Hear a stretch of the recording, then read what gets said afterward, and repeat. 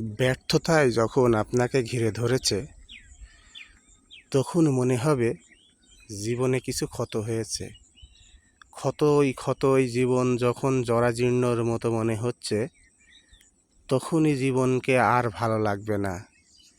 ভালো লাগবে না আপনার পরিবার পরিজনকে, ভালো লাগবে না আপনার পৃথিবীর সমস্ত কিছু। ব্যর্থতাকে পুঁজি করে শিখতে হবে তাই অনেক কিছু। শেখার তো কোনো শেষ নেই। জীবনে ব্যর্থতা বলে কিছু নেই। ব্যর্থতা যখন আপনাকে ঘিরে ধরবে, তখন আপনার ব্যর্থতাকেই পুঁজি করে শক্তিতে সঞ্চয় রূপান্তর করতে হবে।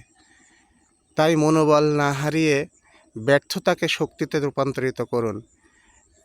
তখনই দেখবেন জীবনটা ফুলের মতো সুন্দর হয়েছে আপনার জীবনের সমস্ত লক্ষ্য অর্জন।